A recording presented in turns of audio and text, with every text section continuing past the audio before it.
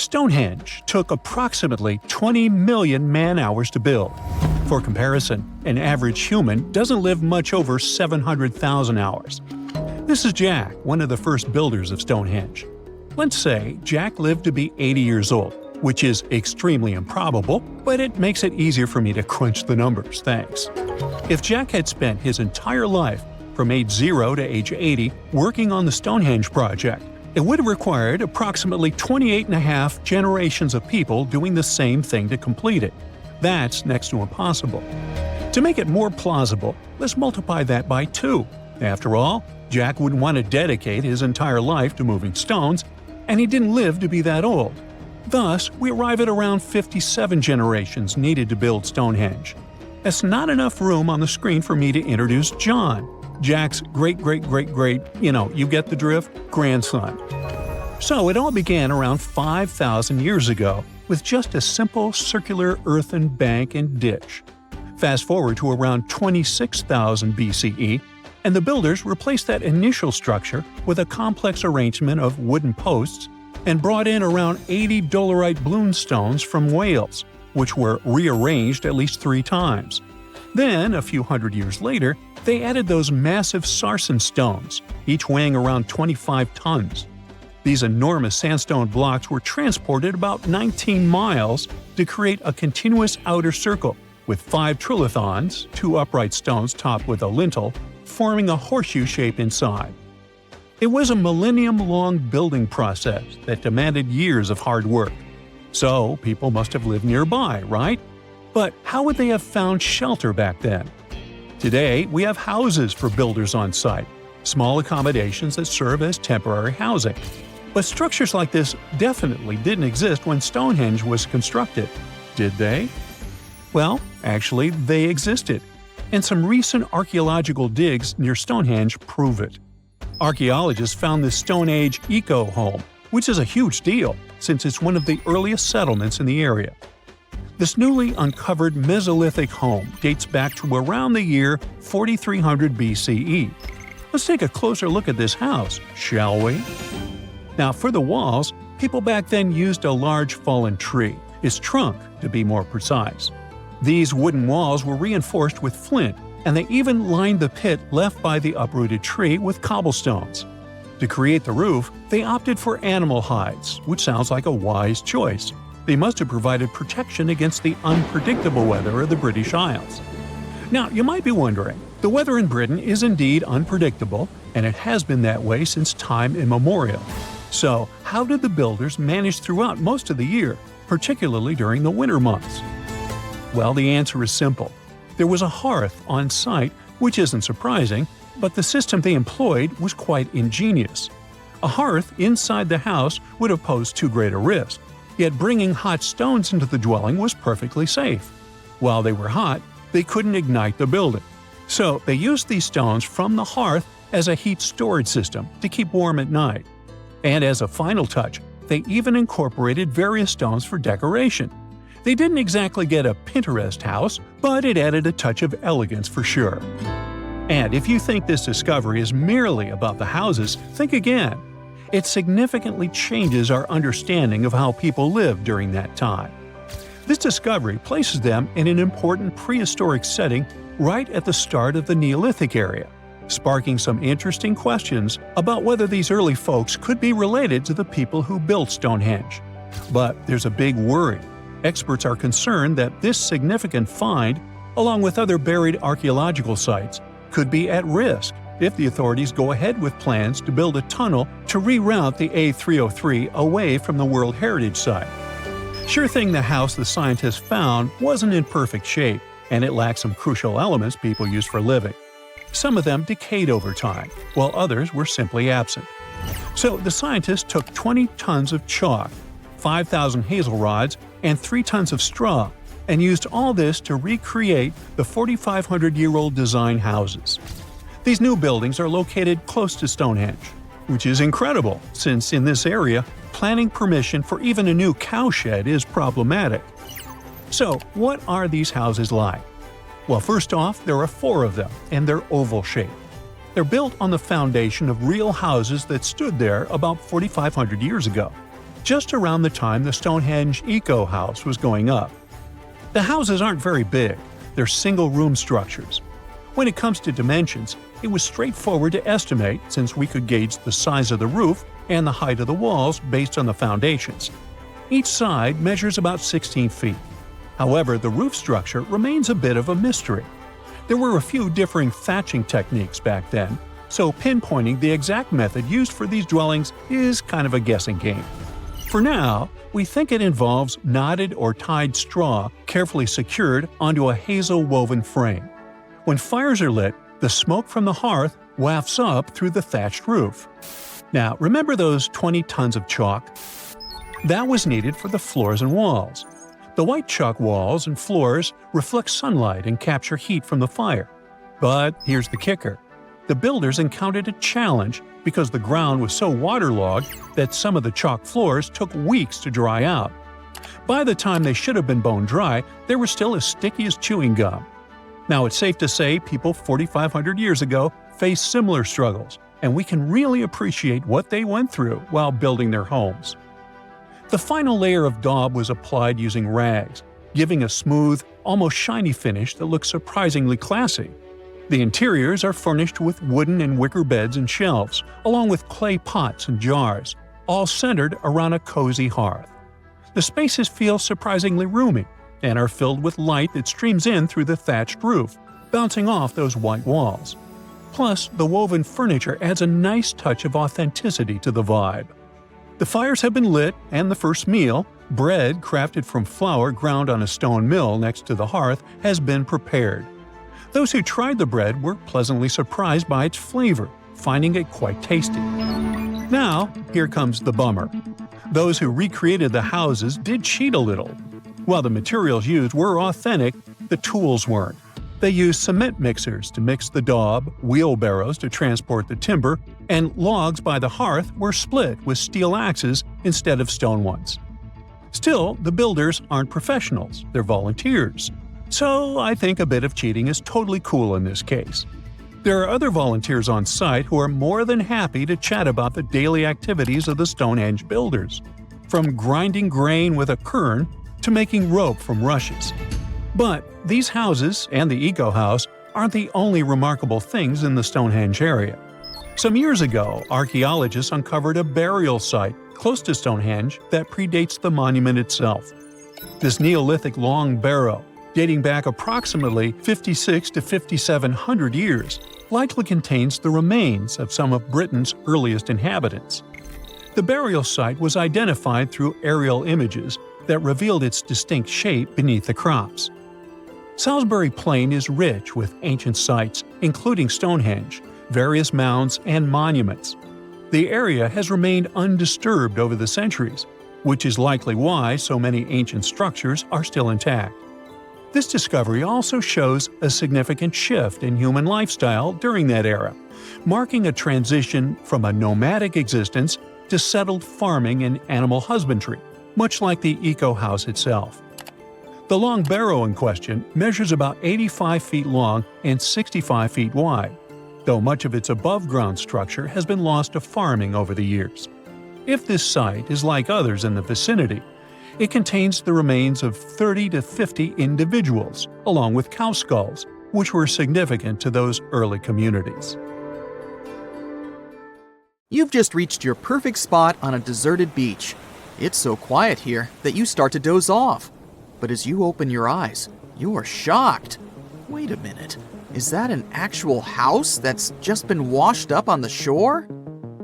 It may sound like the beginning of a sci-fi novel, but not if you live near this beach in El Salvador. There's a mysteriously abandoned house there that looks as if it's just been washed ashore. How did this villa end up there? How long has it been here without anyone noticing it? This mysterious construction is 46 miles south of El Salvador's capital, San Salvador. Locals say the building used to be a hotel called Puerto Ventura. At the time it was built, its main attraction was the fact that it was really close to the sea. Unfortunately, the engineering behind it wasn't well planned out, all because locals didn't need any official permission to start the construction. The hotel was too close to the water, and dangerously exposed to the elements. The Roman-style villa is now a mere 50 feet from the edge of the sea when the tide is low.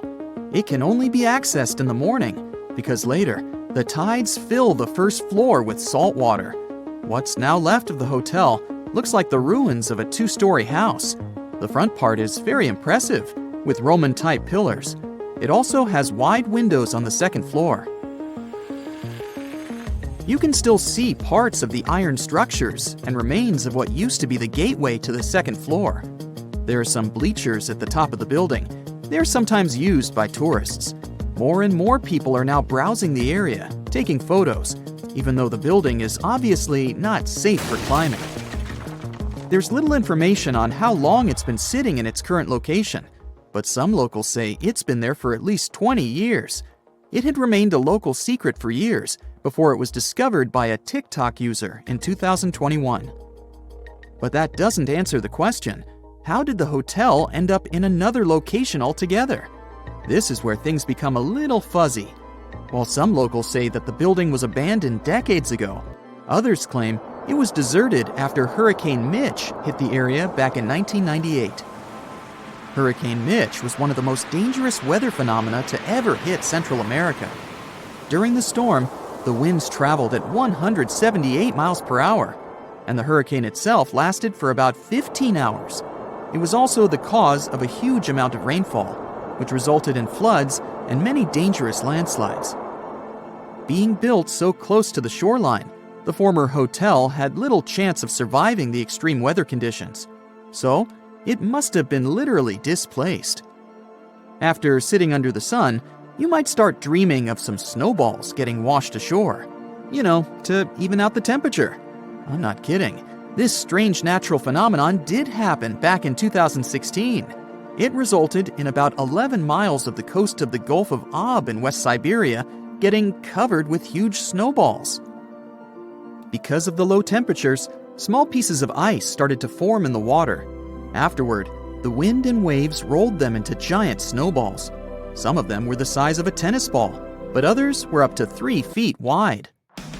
A 2004 Harley-Davidson night train motorcycle popped up ashore on a British Columbia beach back in 2012. It was neatly packed inside a shipping container. It took some time to do it, but the owner was eventually traced down.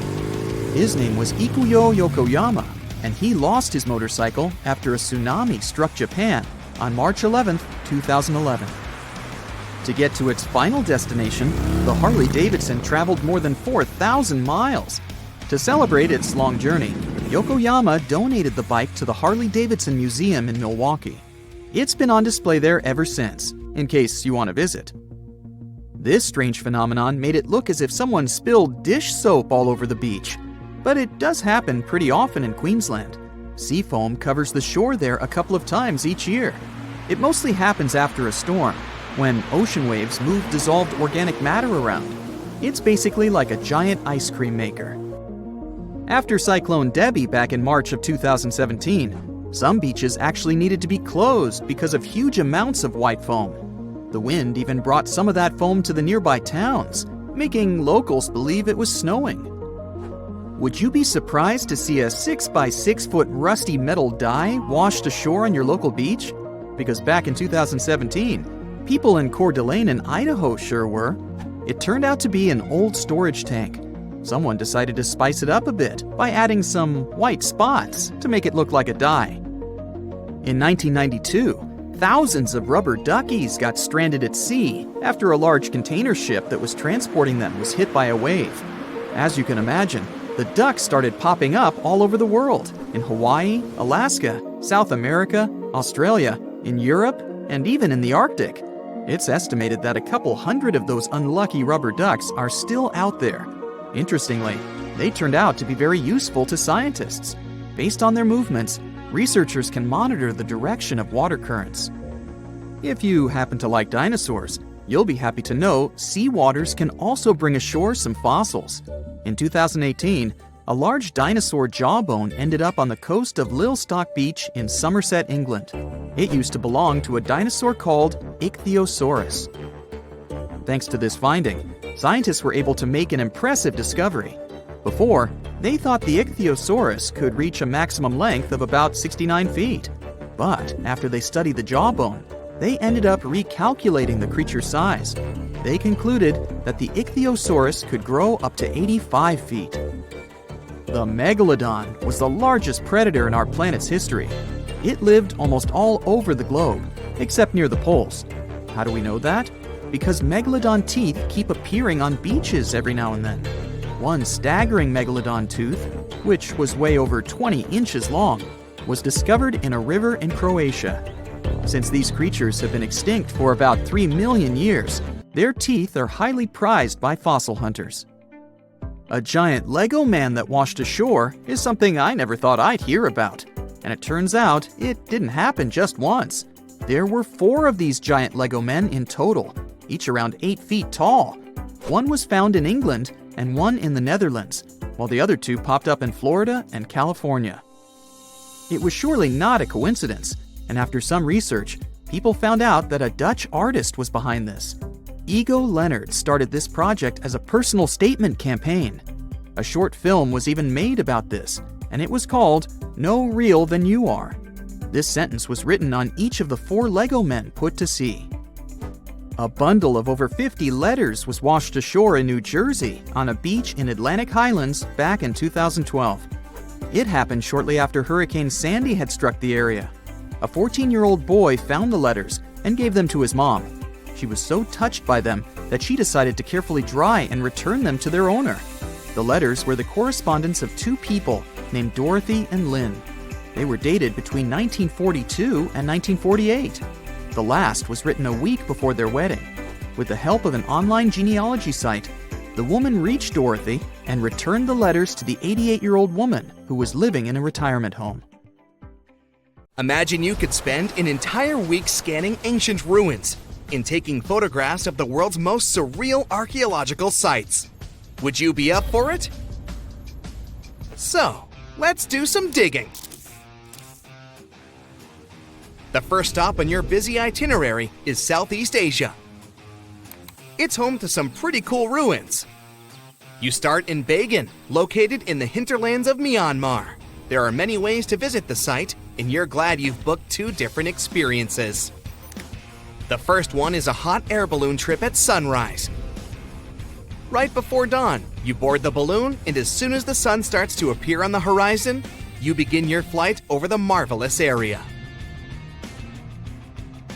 As the sun rises, it glistens on more than 2,000 conic-shaped golden structures. The hot air balloon ride is quick, but it gives you unparalleled views of all the 40 miles over which the site sprawls. Back on land, you rent a bicycle and roam the village of ruins. Some of them are open and allow you to peep inside. These magnificent ruins were built between the 11th and 13th century CE and were mainly places of worship. There were originally over 10,000 buildings, but they were gradually deteriorating over time due to earthquakes. Thankfully, the site became a UNESCO World Heritage Site back in 2015 and has since been preserved. Up next, you catch a flight to Cambodia. You take some time to visit Angkor. The world-famous archaeological site nestled deep within the jungle. Good thing you've brought bug spray with you. The city of Angkor was once the capital of the Khmer Empire from the 9th to 15th century. FYI, the word Angkor means capital city in the Khmer language. The city was founded by King Yasovarman I, and it became one of the largest cities in the pre-industrial world. Researchers say nearly 1 million people live there. Until today, Angkor is admired for its stunning architecture. The Khmer style is recognized in the use of huge blocks of sandstone. The towers are believed to have been once decorated with gold. But today, the site is a maze of vine-covered temples. The city was abandoned in 1431 and wasn't rediscovered until the 1840s. Oh, and just so you know, this is also a UNESCO Heritage Site. It became one in 1992, in case you want to brag to your friends about your culturally rich adventures in the future. Now, your trip continues in Egypt. You're here to visit the Karnak Temple in the city of Luxor. you opt for the most unusual way to get to Luxor. That is, a boat ride down the Nile River. Leaving Cairo, you head south until you reach the famous ancient city. Luxor was once the capital of Egypt and a true hub of power and wealth. That is why the Karnak complex is such a great archaeological site. You choose to visit it at night, and still at the entrance, you are struck by the site's beauty.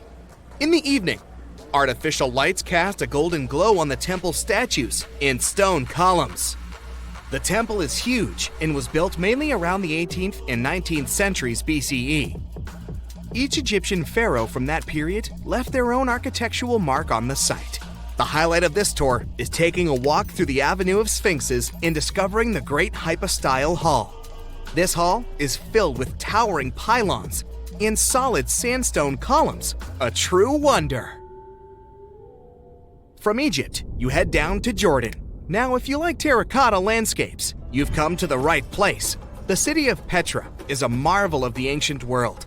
Located in Jordan's desert, the city was a commercial hub back in the 4th century BCE.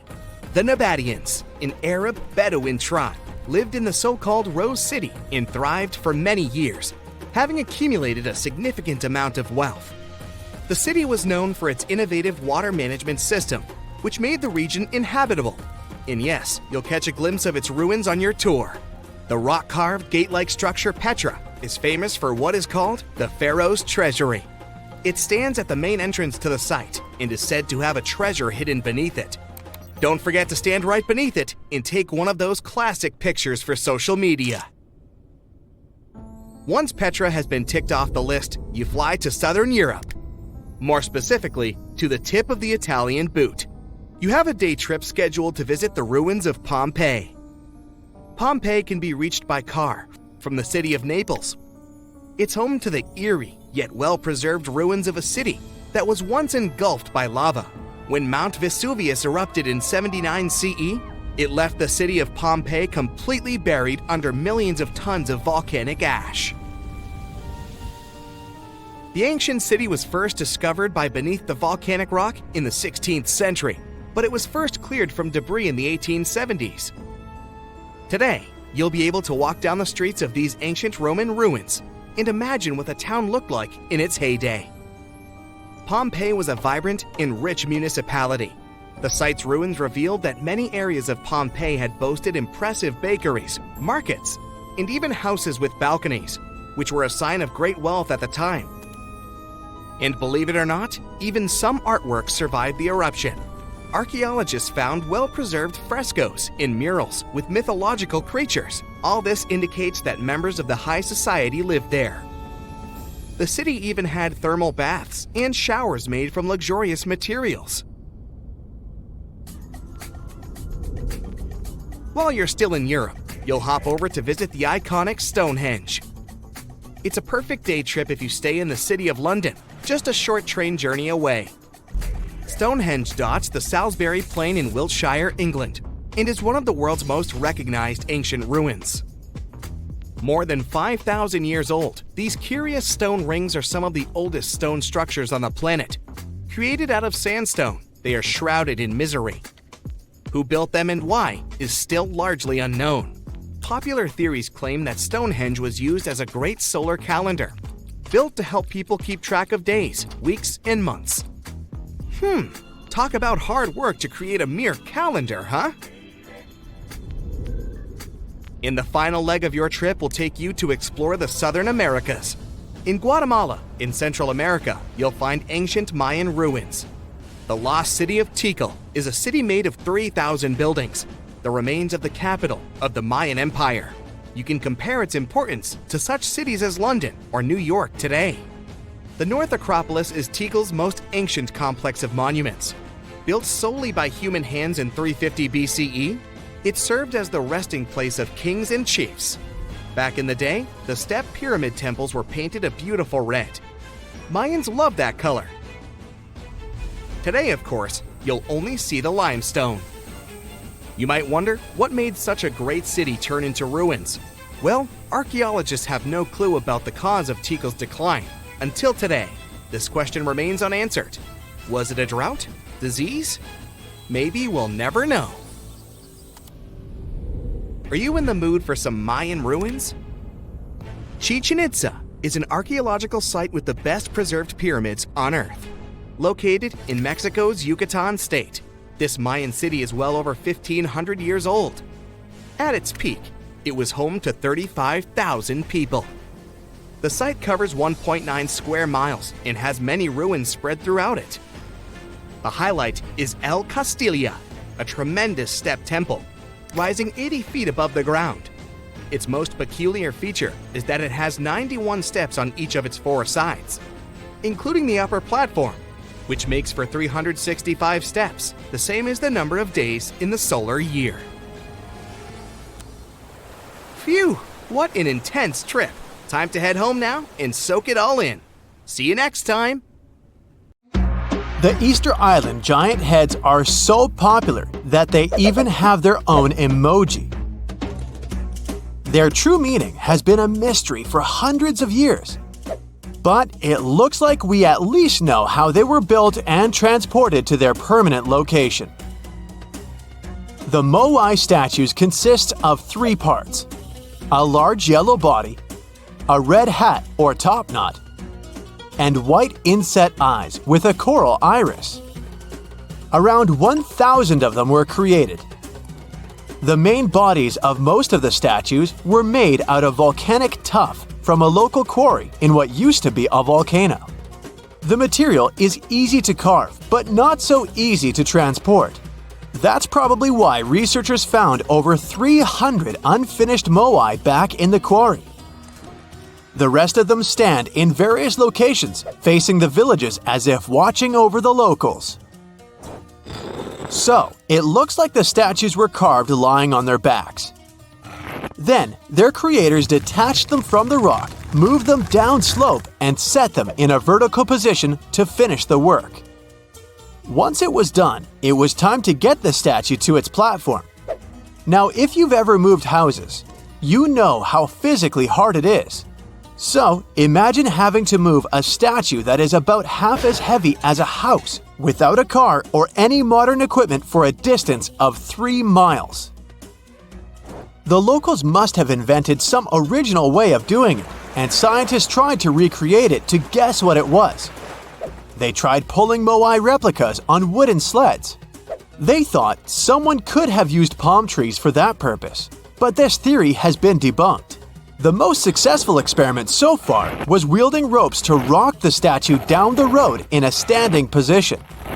This method sounds real because the local Rapa Nui legends mention that the moai walked from the quarry. And, of course, they needed a good road to get there. In the early 20th century, researcher Catherine Rutledge identified an 800-year-old road network on the island. It was a bunch of pathways around 15 feet wide going from the quarry. She thought that those roads were ceremonial and not built just for the statues. She wasn't a famous scientist back then, so others mostly ignored the theory.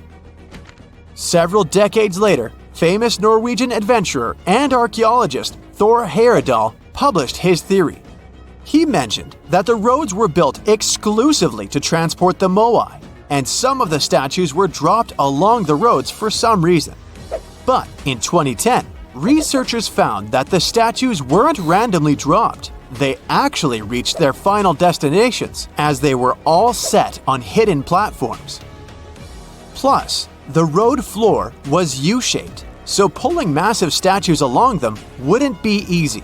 You can still find roughly 15.5 miles of these roads on the island and see them from satellite images. And it looks like Catherine Rutledge was right about them. The roads were probably built for pilgrims to a sacred volcano, and the moai standing by them were sort of signposts. Halfway across the world in southern England lies another mystery made of stone, a massive sound illusion, a symbol of unity, a burial ground, or more. Scientists are still debating the purpose of Stonehenge. It took Neolithic builders around 1,500 years to construct this beauty made of roughly 100 stones standing upright in a circle. Millions of tourists come to see it every year, and heritage protectors were worried about the modern road snaking close to the landmark. That modern road is now sunk into the ground below the grass level. And even though archaeologists assumed they could find an older road under it, they didn't have any high hopes. But when they took off a layer of asphalt, they noticed two parallel ditches that were nearly perpendicular to the road. The ditches connected the shortened sections of the avenue. That's what the archaeologists call the ancient pathway leading up to Stonehenge. It proves that the ancient people used to visit the monument for their purposes and probably some ceremonies. Another interesting find during a dry summer was 3 dry patch marks within the stone circle. It looks like they were left there by 3 massive boulders. So Stonehenge could have been a full circle once. In 2021, archaeologists found a Roman road submerged in the Venetian lagoon. The fact that it runs there on the bottom for nearly 4,000 feet is proof that the Romans were here before sea levels rose and flooded the area. It supports the theory that there was an important settlement here centuries before Venice was founded at the spot in the 5th century CE. The ancient Romans were great at many things, and one of them was building roads. And it looks like they weren't afraid to work on the trickiest terrain. Scans have shown that the ancient road was built right on the beach, and it requires some serious skills. Imagine a village from over 1,000 years ago frozen in time. There's still half-eaten food on the tables and personal things left in a rush. It's all preserved so well because it's covered by volcanic ash. Researchers found this village in 2011 in modern-day El Salvador. They believe there was a mass celebration in a Maya village called Seren over 1,400 years ago. The whole village was there, preparing the main temple for a ritual when a nearby volcano erupted. The 200-plus residents had no time to rush back to their homes. To save their lives, they had to flee the plaza and run south on a raised road called Sacbe. They managed to escape from the plumes of volcanic ash. In addition to being a superhero and saving all the people, the road had another cool feature. All Sacbe roads had an outer layer of stones, but this one was made of ash. Ironic, isn't it? It proves that the Maya people didn't only use stones to build their roads. Archaeologists discovered several coins in Jerusalem when they were excavating an old street. When they saw the minting dates, they realized the road was built when Pontius Pilate was the Roman governor of Judea. Since he was the local ruler, it's almost clear that he gave the order to build the road. The pilgrims most likely used this road to reach the Temple Mount for worship. The pathway, which was laid with over 10,000 tons of limestone, was almost as broad as a London bus is long. It had been there for 2,000 years. It's not common that you find such a luxurious road, and it's not clear why a Roman governor would spend so much money on the road. It was probably his attempt to make the city's population like him. Plus, it was a great way to show he had both money and influence. The Old North Trail is an ancient highway that the inhabitants of North America used for 10,000 years, first on foot, then with dogs, and finally with horses. The first travelers moved around the continent down its paths for thousands of miles long before the first Europeans arrived, and even during the last ice age. They used it to carry trade goods, visit relatives, find a mate, or just explore. Researchers keep finding evidence that the stories and legends of the Blackfoot Indians about this trail are real. And it could be even the road that served one of the most massive human migrations. The people who crossed from Asia on the Bering Land Bridge about 15,000 years ago and settled in North America might have used the ice-free corridor along the Rockies, which later became a part of the trail. The Nakasendo Highway was built in the 17th century during the Edo period of Japanese history to link Kyoto and Tokyo. The 310-mile-long road runs across mountain ranges and down onto the plain. It was one of the 5 main roads used by the feudal lords and their families to travel to the capital.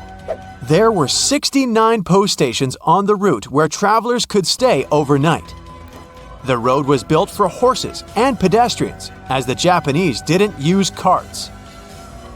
You can still walk parts of the route. Summers in the Middle East get so hot that they change the landscape dramatically and make entire cities resurface from the past. That's what happened in 2018 when the city, built by a mysterious empire on the Tigris River, was finally released from its water trap. Archaeologists rushed to the location as they didn't want to miss a rare chance to excavate the site and learn more about the history of the place. They believe they've found the Bronze Age city Zakiku, founded over 3,000 years ago and fully submerged in the 1980s when a dam was built in its place. It used to be a busy hub for the Mitanni Empire for caravans on the popular trade route. It had water, which is a rarity in the area, and it was a guarantee for success. We know very little about the once powerful empire, as scientists haven't found any written chronicles in the excavated sites. That's why the archaeologists were thrilled to find an entire palace for the local ruler. Several years later, when the area became free from the water again, they found some fortifications to protect the city from foes. The highlight of their expedition was finding a huge public storehouse for trade goods and harvests, piles of wheat and barley, and imported metal and wood. Bread was the staple food for the locals, and they also loved big pots of vegetable soups and stews for lunch. Each household kept sheep, goats, cows, and pigs, so they had a steady source of milk and meat for special occasions. All the constructions found so far were built from bricks molded from mud. The walls that were underwater for over 40 years are so well preserved as if they went down yesterday. The royal palace stands out as it's larger than the other constructions, has thicker walls, and even pavements made of baked mud bricks that were sealed to be waterproof. The local king must have been in good relations with the emperor of the larger empire, of which Akiku was dependent. Traders who lived in the city collected wooden beams and took them to storehouses. The beams arrived down the Tigris River from the forests in the mountains in the north and east of Mesopotamia. Merchants came here to sell their goods and then crossed the Tigris on their way to the borderlands. Zakiku was thriving as a center of commerce for about 6 centuries until it was hit by a massive earthquake in 1350. Archaeologists found 5 ceramic vessels holding over 100 clay tablets made close after the earthquake.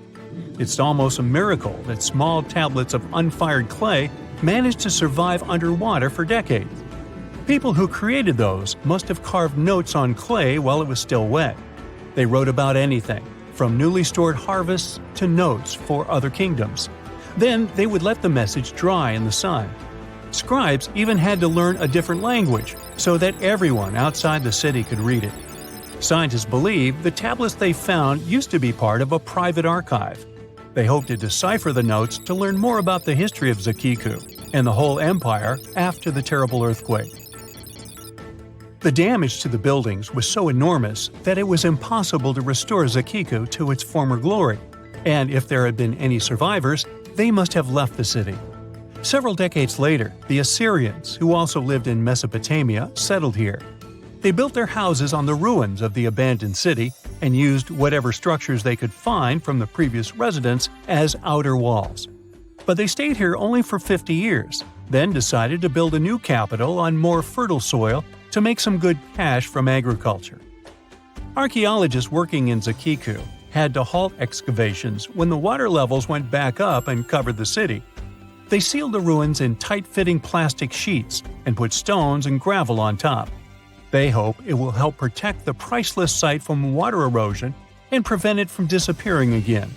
They realize how important water from the dam is for the region, but if it recedes again, they say they'll definitely continue the excavations.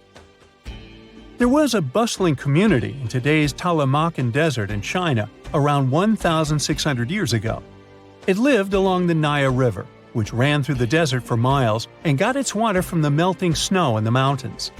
After 3 years of work in the area, archaeologists and scientists managed to dig up 8 tombs in the desert. Thanks to the desert heat, the clothes and artifacts inside them were almost as good as new. The people who wore those must have lived in the ancient city of Naya. Naya used to be part of a prosperous kingdom at the heart of the Silk Road trading route and had a population of over 3,000 people. Then, desert sands went rogue and swallowed the city whole. Archaeologists only found the ruins of Nija in the early 20th century. Scientists from different countries have tried to solve its mysteries. It looks like the tombs discovered at the end of the 20th century belonged to the wealthy. There were some expensive items inside: a quiver and bow, metal arrowheads, gold earrings, and a glass bead necklace, a lacquer box with a comb, makeup, and a sewing kit in one of the tombs. There was also some silk of top quality, and even the bright colors like green and yellow haven't faded on it. The fabric also had Chinese characters with quotes from historical books, which helped scientists identify the period in which it was made. Archaeologists later found a large dwelling site and the clearing of 3 ruined buildings. It will probably take many more years to understand why the city had fallen and what happened to its people. Saudi and French archaeologists teamed up near Riyadh, the Saudi Arabian capital, and stumbled upon an ancient settlement dating back 8,000 years. The scientists used all sorts of cool tech, like laser scanning, drones, and aerial photography, to unearth this Neolithic-era gem. They found the settlement in a local archaeological hotspot. Among the treasures they uncovered were a stone temple, remnants of an altar, and over 2,000 graves. All these finds tell us about ancient practices and rituals.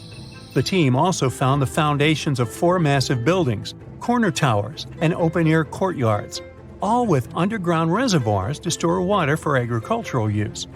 There was also a smart irrigation system with canals and cisterns, which let the city thrive in one of the driest deserts in the world.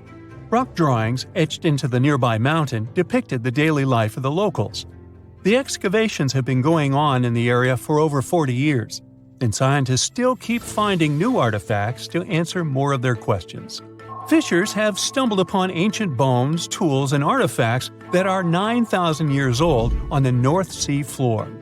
British and Dutch archaeologists and paleontologists rushed to see the finds as they were hoping it could be evidence of the submerged Doggerland. And they weren't disappointed. There were even perfect sets of footprints left by Mesolithic people who lived here. 12,000 years ago, during the last major ice age, the British Isles weren't islands at all. There was a landmass made of many hills, marshlands, and dense forests that connected them to the European continent. That landmass was Doggerland, where a prehistoric hunter-gatherer society lived and thrived. But then, the sea level started going up at the speed of 3 to 6 feet a century as glaciers were slowly but surely melting. The locals had to move to areas that today belong to England and the Netherlands. Experts decided to learn more about the history of Doggerland, using data from oil companies working in the North Sea.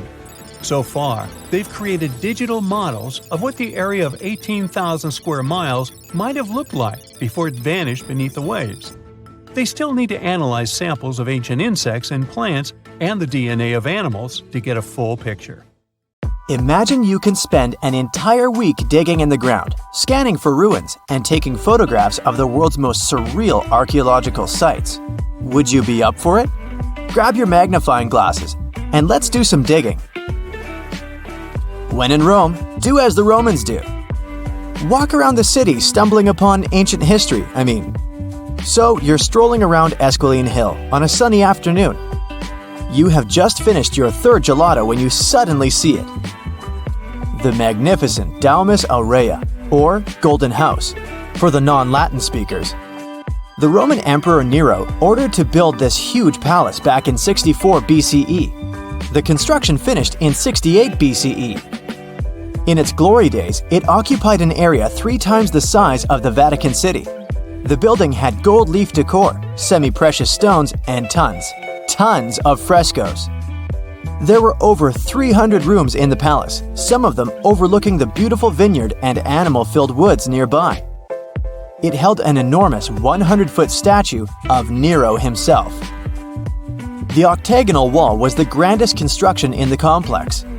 Originally, it was a banquet hall with waterfalls cascading down the back walls. The hall rotated around its axis day and night as petals fell from above. Nero's successors stripped the whole palace of its materials. Today, tourists can visit the main structure and, of course, the octagonal hall. They excavated it, and you'll easily recognize it even with its bare walls. After flying halfway across the world, we're deep in the Cambodian jungle. Good thing you brought bug spray with you. Mosquitoes can get crazy in this tropical climate. Hidden among the forest is the city of Angkor. It was the capital of the Khmer Empire from the 9th to 15th century. FYI, the word Angkor means capital city in the Khmer language. The city became one of the largest in the pre-industrial world. Researchers say nearly 1 million people used to live there. Today, Angkor attracts visitors from around the world because of its stunning architecture. You can recognize the Khmer style in the use of huge blocks of sandstone. At the center of the complex lies Bayon Temple.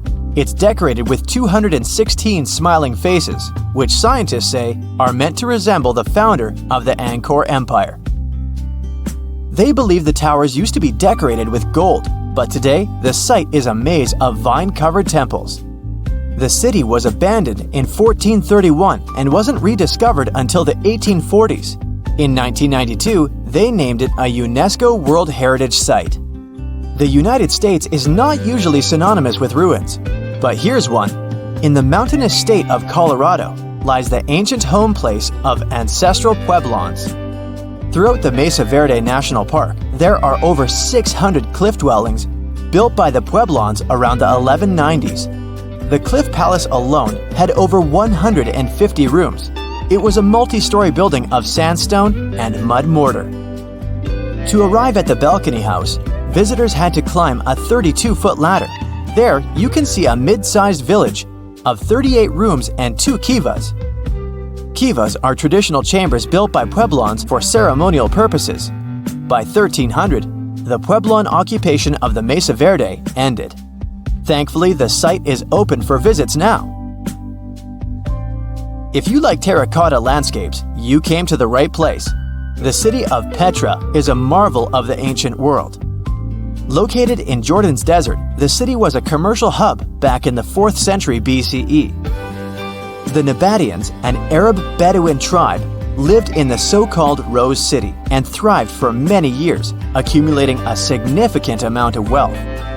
They invented an innovative water management system that made the region habitable. The rock-carved gate-like structure Petra is famous for is what is called the Pharaoh's Treasury. It stands at the main entrance to the site and is said to have a hidden treasure beneath it. In the early 2000s, the site was named one of the 7 new wonders of the world. All the way in South America, in the country of Guatemala, lie ancient Mayan ruins. The lost city of Tikal is a site made of 12,000 buildings, the remains of the capital of the ancient Mayan Empire. It is comparable in importance to London or New York. The North Acropolis is Tikal's most ancient complex of monuments. Built solely by human hands in 750 BCE, it served as the resting place of kings and chiefs. Back in the day, the step pyramid temples were painted a beautiful red. Mayans loved that color. Today, of course, you'll only see the limestone.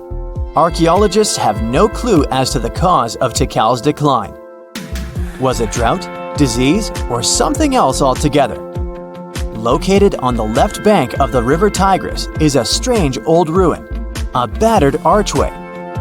It belonged to a city named Ctesiphon, the jewel of the Persian Empire for over 800 years. The city hosted an extravagant palace, decorated with a glass mosaic, jewel-adorned carpets, and a lot of marble. What is it with royalty and marble anyway? The arch was part of an imperial palace complex. Until modern times, it was the largest man-made freestanding vault. Notice how there are no pillars sustaining it. The enormous wealth of the city made it a constant target for other empires, until it eventually fell. In the mood for some more Mayan ruins? Chichen Itza is an archaeological site with the best preserved pyramids on Earth. Located in Mexico's Yucatan state, this Mayan city is well over 1,500 years old. At its peak, it was home to 35,000 people. The site has a total of 26 ruins to be uncovered. The highlight here is El Castillo, a tremendous step-like temple standing 80 feet above the ground. Its most peculiar feature is that it has 91 steps up each of its 4 sides, including the upper platform. It makes for 365 steps, the number of days in the solar year. The oldest lost city in this list dates back to the Neolithic period. It was when us, human beings, started farming for the first time, instead of living a fully nomadic lifestyle based on hunting and gathering. Located on Orkney Island off the coast of Scotland is a prehistoric site known as Skara Brae. Thanks to good restoration, the site is very well preserved. You can see prehistoric dwellings with hearths, stone-built furniture, and even primitive toilets. Researchers found runic symbols on the site, which means they could have attempted some form of writing. Ah, Greece. Fancy some feta cheese, anyone? We've arrived at the focal point of archaeological sites, but today we're exploring one in particular, the Colossus of Rhodes. Also known as the Bronze Giant, it used to be one of the 7 wonders of the ancient world, standing in the harbor of the Greek city of Rhodes back in the 3rd century BCE. The Colossus was said to be 105 feet tall. It's believed that the statue was built with the help of 900 camels. Sadly, it only stood for 54 years. A ravaging earthquake tore it to pieces, so visitors would come and see only a giant foot. Now, there is a whole load of nothing where the statue once stood. I think it's safe to say there are a lot of random ruins on walls spread across the globe. And our final visit for the day consists of exactly those. All the way in northern England lies the ruin of Hadrian's Wall. The Roman emperor commissioned the wall in order to separate his empire from Britain's. The original wall was a lot grander than what is left of it today.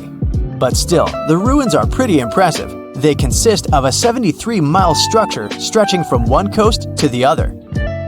Back in the day, Hadrian's Wall hosted 17 large forts and numerous observation towers to ensure the maximum safety of his empire. The wall fell into oblivion when the Romans left Britain at the start of the 5th century. People began looting it to build churches, farms, and even houses. Today, if you decide to visit the ruins, you'll only see waist-high fragments of stone. But still, pretty neat, huh? Do you remember 2011? Well, play along with me. A diver is set to go deep into the waters of the Musi River, located in the heart of an Indonesian island. He is one among many who have been getting unbelievable artifacts from the bottom of the river. Little by little, divers and fishers discover a long-lost Sumatran civilization. Known as the Island of Gold, the kingdom of Srivijaya was most likely the closest to a real-life El Dorado there has ever been.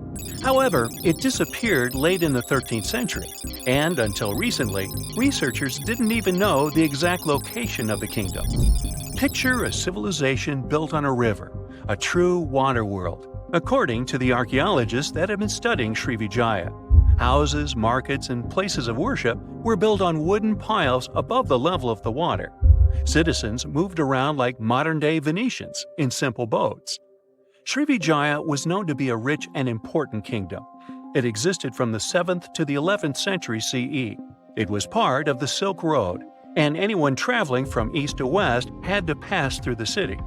Their kings were smart and gained control of the Malacca Strait, which allowed the town to have total control over trading routes in the region. If anything, they sure were honoring the town's name. Srivijaya translates from Sanskrit into prosperous victor, or simply glorious. The kingdom was an important commercial outpost of ancient times. It was strategically located among the most influential commercial routes of the ancient world, which means its citizens became extremely rich. Ancient wealthy societies used to overly display their gold and precious metals. They would often use these metals as offerings to their deities, or they would use them to forge large statues and to make jewelry for kings and queens and decorations for their palaces. Srivijaya wasn't different. Local Indonesian divers who have been exploring the half-mile of the Musi River near the city of Palembang have found some evidence. So far, they've discovered a life-size statue of Buddha, jewelry studded with precious gems, temple bells, mirrors, golden jugs, and other items. No official archaeological excavations have been done in the area, so these artifacts are the first items of the Srivijayan Empire ever found. Sean Kinsley, a British maritime archaeologist who has reported on these discoveries, says he is truly surprised. For long, people have been speculating about the true wealth of Srivijaya, and it seems that the rumors have been confirmed. We're starting from ground zero, he says. We don't know what clothes the people of Srivijaya wore, what their tastes were, what kinds of ceramics they like to eat off. Even though this discovery has brought excitement to the scientific community, there is a downside. Divers and fishers sell the retrieved artifacts at the International Antiquities Market before archaeologists can take a look at them. Researchers could try to buy some items, but they're sold for millions of dollars worldwide. Most of the information we know about this El Dorado of the East was learned from merchant accounts of the city. These descriptions say Srivijaya was a kingdom of human-eating snakes and multilingual parrots. That's weird. Some say its active volcanoes gave the town an eerie and enigmatic sight, and all stories emphasize the amount of gold available there. Travel reports were a common way to describe cities in ancient times. In case you didn't know, this is how the legend of El Dorado originally began. As European explorers began their excavations in South American lands back in the 1500s, the word got out that an Amazonian civilization used to paint their leader in gold as an offering to higher powers. The legend of El Hombre Dorado, also known as the Golden Man, began to quickly spread around Europe. It turned out that it was only a ceremonial piece of pre-Columbian civilization. It had nothing to do with the land of infinite gold. Now, no one knows what brought about the decline of the Srivijaya Empire. Some speculate that its active volcanoes could have swallowed it, or maybe wooden houses built above the river eventually sank. Maybe if divers keep retrieving lost items from the bottom of the river, archaeologists will be able to figure out what happened to the city. It seems to be quite common in the history of the world. Some ancient civilizations disappeared without a trace, as happened with the Mayan civilization, for example. The Mayans managed to build one of the biggest empires in pre-Columbian America. It was believed to be home to over 2 million people, and it thrived for over 6 centuries. Its sudden demise is something that bothers archaeologists and scientists alike. The Mayans began to settle in South America as early as 1500 BCE. Their civilization spanned Mexico's Yucatan Peninsula, Guatemala, and Belize. They are believed to have built around 40 cities at the height of their empire. They also developed a complex hieroglyph system that has been studied since it was discovered by modern scientists. The Mayans were keen engineers, astronomers, and farmers. They were post-nomadic people that settled in vast areas of farmland where they could grow corn and other types of vegetables. Archaeologists are still learning a lot about the Mayan civilization by examining their ruins. The city of Chichen Itza, located in the Yucatan Peninsula, is one of the most important Mayan sites on Earth today.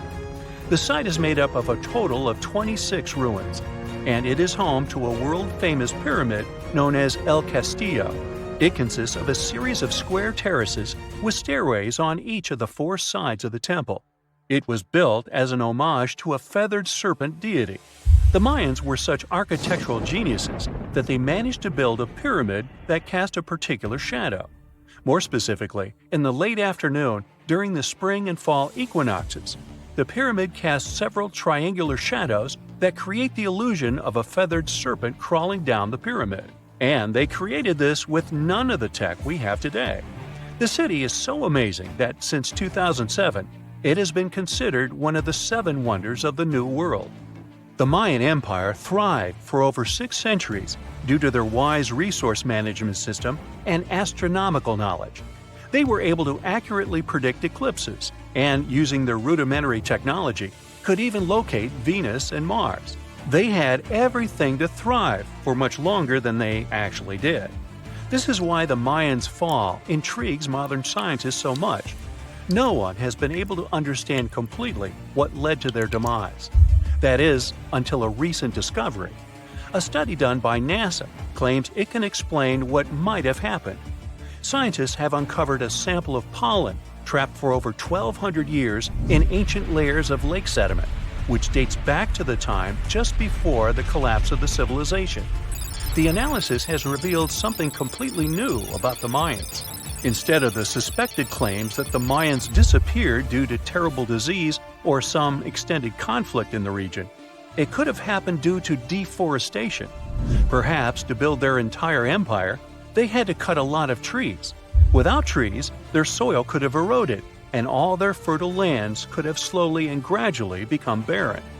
According to NASA scientists, the temperatures in the region could have risen by about 6 degrees, and from that point on, the land would have become even drier and crops more difficult to grow. Basically, NASA says that the Mayans couldn't do the sole thing that made them thrive, which was agriculture, and their kingdom began to decline. Oh yeah, and this theory was supported by yet another find. Archaeologists found skeletons from the time of the empire. Those had prominent signs of malnutrition. This theory might really shed new light on Mayan history. It could explain what brought down such a powerful civilization. So, what do you say? Which theory is true? Have we actually managed to find out the reason for the fall of the Mayan Empire? You are lost deep within the jungle in the Yucatan Peninsula in Mexico. There are strange noises all around you, and to make it worse, the sun is setting. Soon, you'll be alone in the middle of an unknown rainforest. Guess it was a pretty bad idea to come looking for El Dorado on your own, wasn't it? You keep walking as fast as you can when suddenly, wait! What's this you're seeing? It looks like large stairways made out of stone. This definitely doesn't look natural, so you take a picture. Maybe you didn't strike gold, but you might have just found something relevant. Congratulations! You found Akamtun, a long-lost Mayan city. Hidden 37 miles into the jungle, the name literally translates to stone column. Stone was probably in at the time, so these guys used a lot of it to build their pyramids, houses, and even ball courts.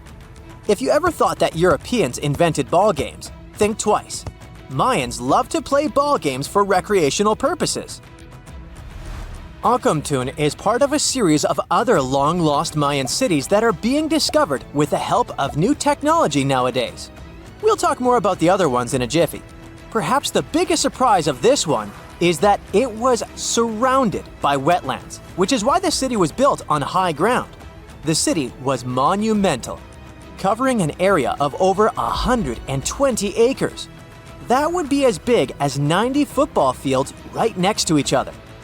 Scientists have found proof that Akamtun had pyramids of up to 49 feet high, and that it was likely an important social hub between 250 and 1000 CE. This is definitely a game changer. But lost Mayan cities began to be unearthed in the 19th century. Modern technologies, such as LiDAR imaging, help archaeologists see through dense canopies of the forests. This means that people don't really have to risk getting lost in the tropical jungle like you did at the beginning of this video. LiDAR works sort of like an X-ray.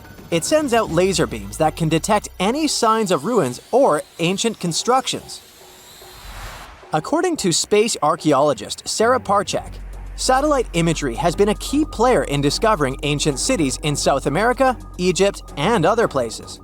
Sarah herself spends most of her days scouring images for any signs of where there could have been cities long ago. She says that more often than not, what happens is that ruins are covered by vegetation, soil, or sand, which makes them super tricky to find. But thanks to these awesome tools, scientists also made the huge discovery of ancient Mayan causeways, which spread throughout old Mayan territories. I mean, take a look at these roadways. You'd expect to see ruins like this in places such as Portugal, England, or the United States. I'm talking about 130 feet wide roads painted white to help travelers journey through the nighttime. Scientists recently unearthed a 110-mile network of roads such as these, and they think this dates back to before the first registered Mayan highways we've known so far. These roadways, which sometimes ran over the swampy ground and were even elevated at times, are being called the world's first superhighways. Even if there is no registry of animal-powered vehicles, it's believed that the Maya used them to travel around a network of possible 964 settlements. They were built like a huge spiderweb, and from what archaeologists have gathered, this huge system of roads worked to connect a big system of economic and social interactions between Mayan cities. This completely debunks the traditional idea that the Mayan pre-classic period, which dates back to 2000 BCE, was made of small, tribal settlements. Imagine the manpower and engineering ability you need to muster to build something close to these white highways. Scientists believe that these causeways were built pretty much the same way as the Mayans built their pyramids, with a mixture of mud and quarry stone. Oh, and using several layers of limestone to make them white. That's pretty cool, right? But let's take a few steps back for a moment to get some context. The Mayans were one of the biggest pre-Columbian civilizations living in the Americas. Until now, experts believe that at its apex, the Mayan civilization consisted of over 40 cities with a population of millions of people. That's a lot of folks. Their civilization spanned Mexico's Yucatan Peninsula, Guatemala, and Belize. And they survived mainly on agriculture. The thing is, the Yucatan Peninsula was an extremely difficult place to grow crops. So the Mayans had to develop a complex irrigation system in most of their cities. They built a series of ceremonial buildings, pyramids, and plazas. The Mayans might have been keen pyramid builders, but they also developed an advanced astronomical system. With whatever ancient technology they had, they were able to predict the exact location of planets such as Venus and Mars, as well as the exact dates of eclipses. If you've ever seen examples of ancient Mayan cities, this is Tikal. Located at the heart of the Guatemalan jungle, Tikal is believed to have been the capital of the ancient Mayan conquest state. At its height, it was comparable in importance to cities such as London or New York in today's world. It's composed of a series of complex monuments. The North Acropolis is one of Tikal's most ancient complexes of monuments. Built solely by human hands around 350 BCE, it served as the resting place of kings and chiefs. Its monuments are up to 200 feet high. Back in the day, the step pyramid temples were painted a beautiful red. Mayans loved that color. Today, of course, you'll only see the limestone. Then there's Chichen Itza. It's got one of the best preserved pyramids on Earth to date. Located in Mexico's Yucatan state, this Mayan city is well over 1,500 years old. At its peak, it was home to 35,000 people. The site covers 4 square miles of land. The highlight is El Castillo, a tremendous step-like temple standing 80 feet above ground. Its most peculiar feature is that it has 91 steps up each of its 4 sides, including the upper platform, which makes for 365 steps, the same number of days as the solar year. You can see that these folks were a pretty big deal, huh? That's why nobody can really understand what happened to them. There's a big lack of evidence on the decline of this almighty empire. What could have been the cause of their demise? Was it a drought? New research in 2017 did bring some new discoveries into the mix. Using data from a site at Ceibal, located at southwest of Tikal, scientists analyzed radiocarbon data from ceramics and archaeological excavations to extract new information about the unexpected demise of this great civilization. The information shows that instead of a sudden collapse, the Mayans most likely fell in waves of social instability and political crises. These events are believed to have deteriorated Mayan city centers and began causing the dispersion of the Mayan population. It's hard to pinpoint the exact causes, though. But hey, recent discoveries are shedding a big light on humanity's past. Not only about the Mayan Empire, but about other long-lost civilizations of South America. A major recent discovery in Brazil was done using satellite imaging technology and is also shocking scientists. Some images from near the Xingu River, also in the Amazon, suggest that cities of millions of people might have existed inside the jungle, way before our modern civilization ever existed. I mean, if this doesn't shock you, I don't know what will. Satellite imagery also detected a network of trenches dating back to 200 and 1200 CE in the Bolivian Amazon forest. These proofs suggest settlements that could have supported around 60,000 people right in the middle of the Amazon forest. When researchers from the University of Florida went on ground to check the satellite information, they were shocked to find several mounds that were accompanied by ditches and geoglyphs. Archaeologists also found remnants of carefully designed walls centered around plazas, much like the type of construction done by the ancient Mayans.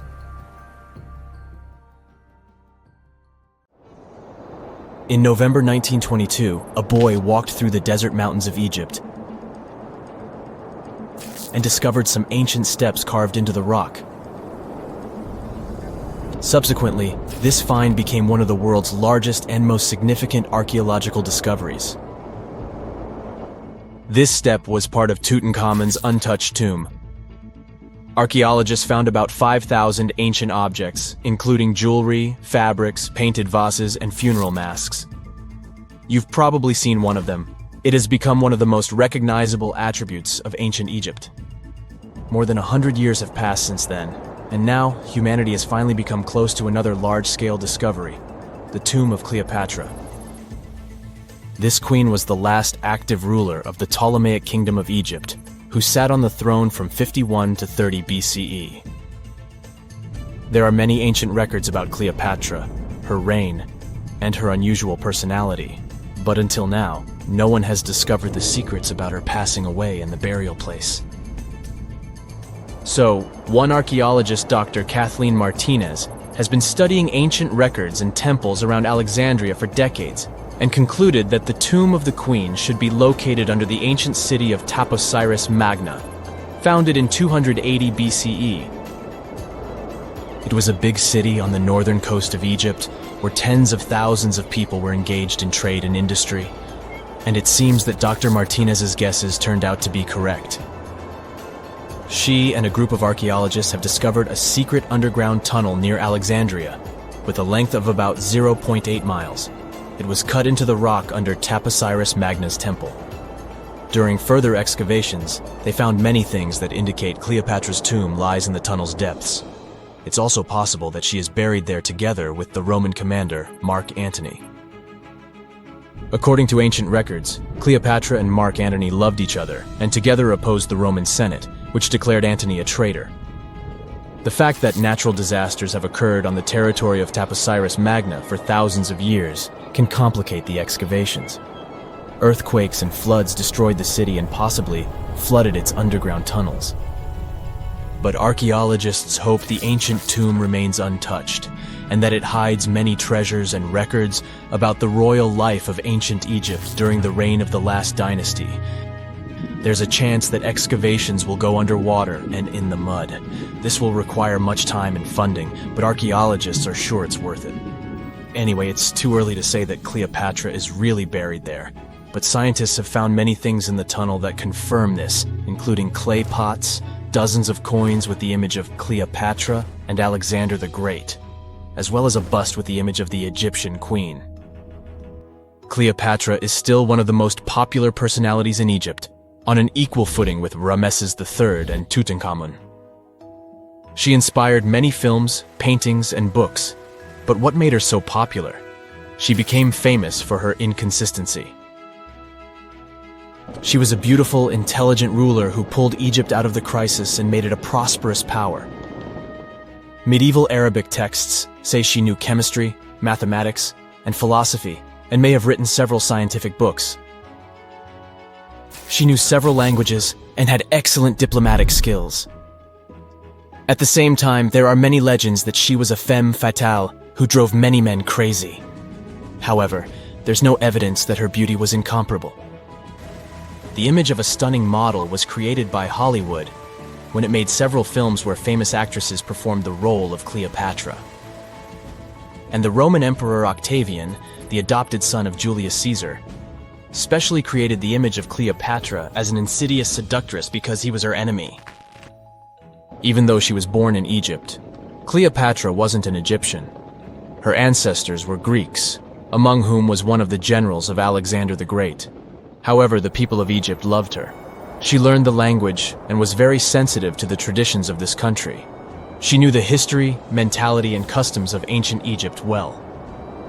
She raised the level of its economy and strengthened its status as a world power. Much of this was made possible thanks to her cunning and impressiveness. She loved theatrical performances and lavish celebrations. She knew how to surprise people and put on a show. But behind the exterior image of a luxury lover was an intelligent and calculating ruler. Ancient Egypt was a rich, luxurious country, and Cleopatra did everything to increase its wealth and strengthen its position in the international arena. For example, she was once in conflict with her brother Ptolemy XIII Od. The queen knew that she wouldn't be able to resist him, so she decided to attract Julius Caesar to their side. The Roman emperor arrived in Alexandria, where Cleopatra wanted to meet him, but Ptolemy knew about her plans and was about to prevent her from coming to Caesar. Then, instead of a rich and noisy arrival, Cleopatra decided to make her visit inconspicuous. She wrapped herself in a carpet or linen bag the emperor's servants carried into Caesar's private chambers. Cleopatra emerged from the carpet and impressed the Roman emperor with her beauty and determination. As a result, they fell in love with each other and became close allies. After some time, she impressed another influential Roman for diplomatic purposes. She arrived to meet Mark Antony on a golden barge with purple sails and silver oars. Cleopatra was dressed in the image of Aphrodite and sat under a magnificent canopy. Her servants dressed like cupids and were blowing her fan and burning incense. But Cleopatra created such a show for a reason. She knew that Antony revered Greek mythology and considered himself the embodiment of Dionysus. As a result, he was so impressed with this woman that he ended up marrying her. Cleopatra defended her crown, strengthened her alliance with Rome, and bore Antony 3 children. In Egypt, they threw big parties and enjoyed wealth with power. However, the relationship of a high-ranking official with the Egyptian queen caused a scandal in Rome. Octavian was Antony's primary opponent in the struggle for power, so he exploited the situation to darken the competitor's reputation. He used propaganda to make Cleopatra an insidious seductress in the eyes of Roman citizens. He accused Antony of succumbing to her charms. The Roman Senate supported Octavian and declared Cleopatra an enemy. In 33 BCE, this conflict reached a high point when Antony's navy clashed with Octavian's fleet. The latter won and forced his enemy to flee to Egypt with Cleopatra. According to some records, they took refuge near Alexandria. Pursued by the Romans, they hid in one of Cleopatra's palaces and met their end. Some legends say that Cleopatra was an expert in poisons. She provoked a venomous snake, a viper or an Egyptian cobra, to bite her. Also, according to another legend, she pricked herself with a poisonous needle. There's a theory that Cleopatra always carried an ampule with poison inside her hairbrush. And when she was cornered, she soaked the needle with this poison and pricked herself. None of this can be said for sure. Scientists are still trying to find out the truth. Perhaps when they reach Cleopatra's tomb, the world will get more answers about her tragic fate. She is considered the last ruler of Egypt.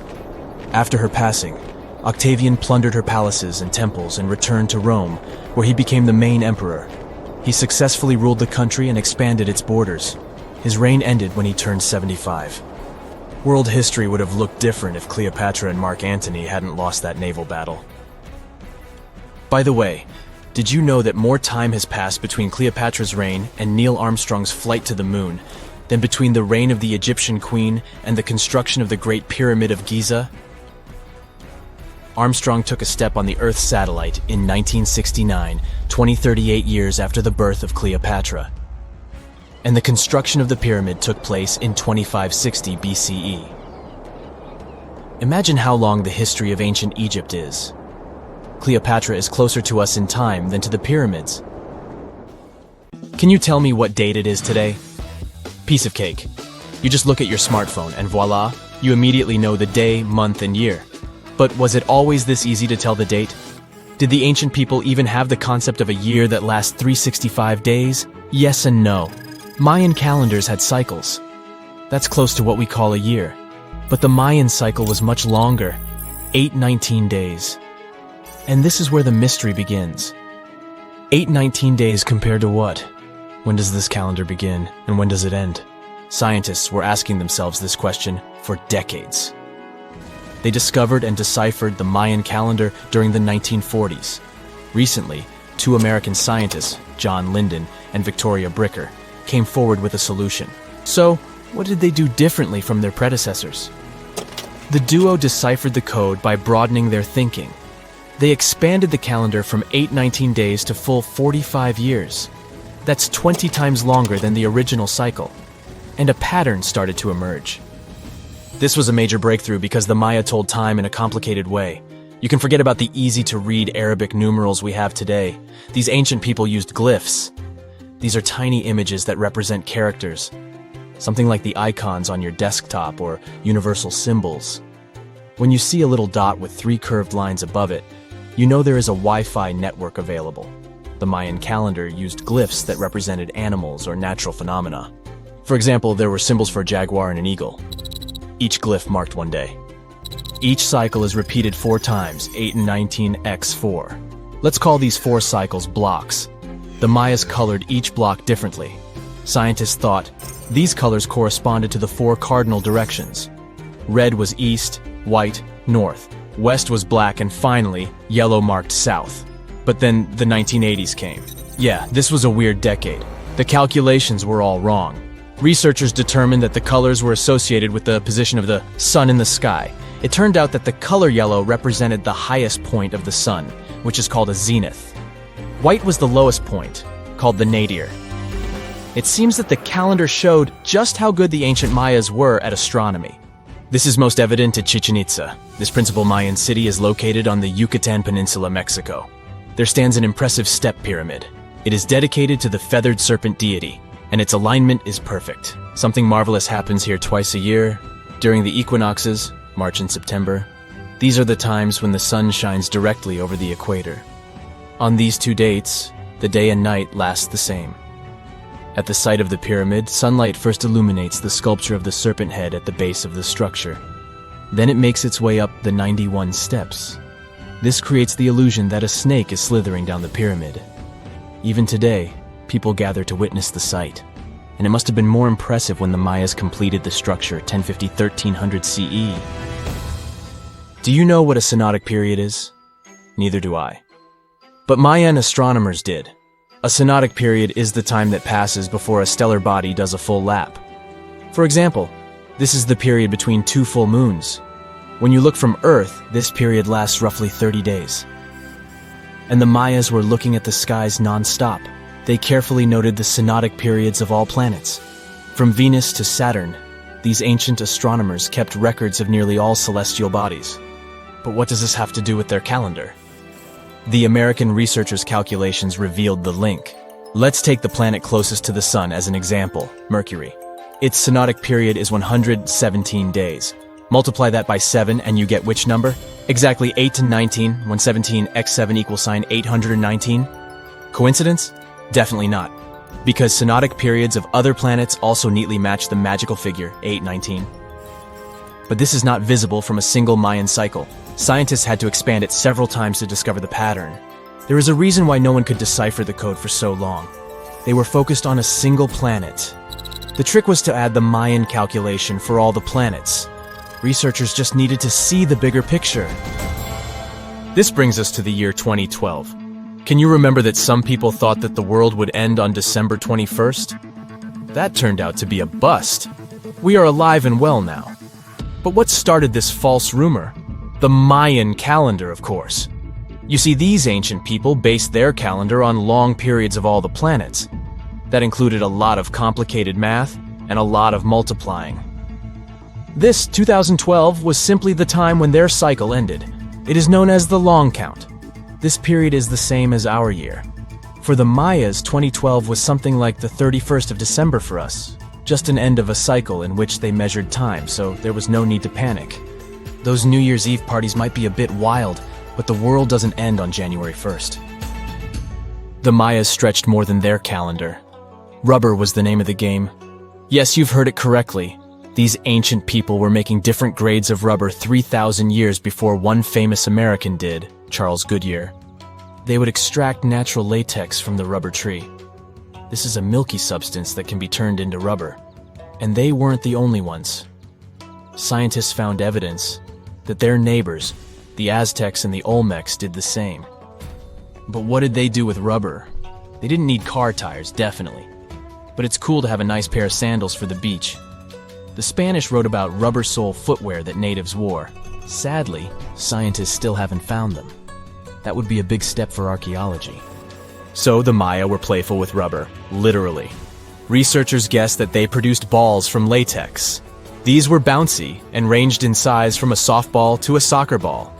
A typical Mayan ball game, pits, involved 2 hoops. You must be thinking basketball, but not quite. The hoops were set on walls, 23 feet high. Compare that to the NBA standard of 10 feet. And the hoop was the other way around. There is also a sweet side to the story of the Mayas. These ancient people enjoyed chocolate. In fact, the modern word chocolate probably comes from their language, xocolotl.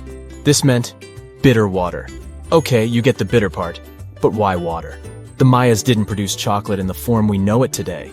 They didn't make bars of chocolate, they drank it. Smashed cocoa beans made for excellent drinks. The Mayas perfected the mixture over time and even added spices. Anyone up for a fiery chocolate drink with stew peppers and cornmeal? Who knows, maybe this beverage actually tasted well.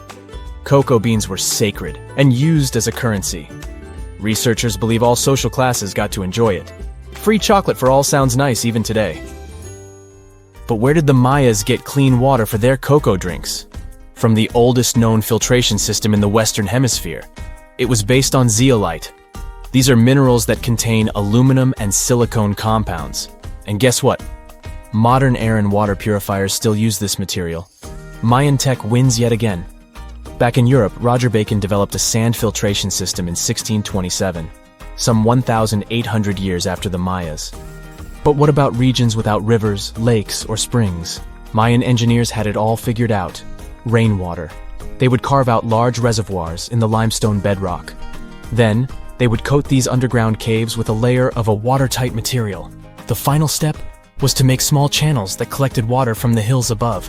Scientists estimated that just one of these reservoirs could hold on average 10,000 gallons of rainwater, enough to fill 55 modern hot tubs.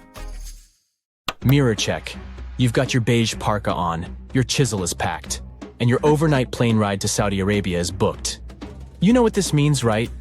Unfortunately, you weren't cast in the remake of Dune.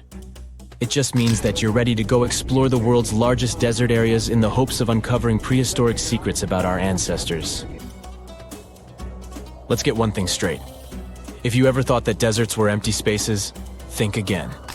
They might be filled with sand as far as the eye can see, but they also hold a lot of history, you know, because before humans settled down in cities and towns, we were nomadic people, and we traveled all around the globe looking for food, water, and shelter. So we had to come up with some interesting stuff to survive. Like this thing that was found in the desert of Saudi Arabia. Do you have any idea what this could have been? Over many years, scientists have discussed the origins and use of huge structures such as these ones. It seems our Neolithic ancestors were way smarter than we gave them credit for. They didn't spend all their hours around the fire carving weapons out of stone. No, they were also practicing their architectural skills. These huge stone structures are called desert kites, because if you look at them from a distance, well, they sort of look like kites. Archaeologists have arrived at the consensus that these kites were used to lure animals in. This way, it would make it easier for our ancestors to guarantee their week's food. But that's not all. Take a look at these monolithic structures right here. They show us that our ancestors probably drew on rocks, the blueprint of what they were going to build on the ground. Just like modern-day architects, desert kites could be miles long, so they drew out a plan before actually building them. The most surprising feature of all is that these kites were built even before things such as Stonehenge. We're talking around 7,000 to 9,000 years ago. Over the last decade, scientists have been able to identify over 6,000 desert kites spread across the Middle East and West and Central Asia. If you don't think this huge, try building something this large without the help of any drones. It looks like a pretty difficult feat to me. And apparently, Saudi Arabia's desert is filled with more amazing things. Scientists have found mysterious stone structures that are older than the pyramids of Giza in Egypt. So of course, you can't wait to go check that out. Can we all agree that carrying around heavy rocks to build a pyramid without the help of modern technology sounds absurd? I mean, how on earth did they do it? Now imagine turning back the clock about 2,000 years into the past and finding humans that built similar gigantic structures in isolated areas. Take a look at these so-called mustadils. They are rectangular structures built from piled-up stones, found over 77,000 square miles. Some archaeologists believe that these monuments were used for ritualistic purposes, maybe processions of some kind, where people would walk from one end of the plateau to the other. I'd be down for that. Now let's move on to another deserted area. We're entering the world-famous Sahara Desert landscape. Isn't it beautiful? Here, you're about to unravel an ancient mystery, something that took years for researchers to solve. Fun fact, the Sahara Desert is the world's largest hot desert. It spans over 3 million square miles, which would be like putting 1,000 times the country of Hawaii next to each other. We say it's the largest hot desert because the world's largest desert area is Antarctica. But we all know temperatures over there are freezing, not the typical image of when we think of a desert. Deep into the desert, near the Algerian town of Fougeret et Zoua, something strange was found. For decades, these tiny dots appeared on images of Google Earth, but nobody could explain what they were. Some scientists were sure that these circles are the result of oil activity in the region. Others guessed that these were ancient fogeras or ancient water wells. There are dozens of them, stretching for miles and miles in a straight line. The strange thing is that they are always far away from any town, road, or human activity in general. So what was or is their purpose? If you had to take a guess, what would you say? Remember we talked about how our ancestors had to be creative in order to survive in the desert? Let's try to walk in their shoes for a minute. Imagine you're a nomadic hunter-gatherer living in a desert area.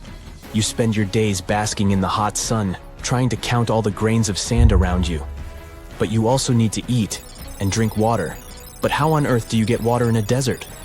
Sure, you can hope to keep running into oasis every week or so, but that seems a bit risky, doesn't it?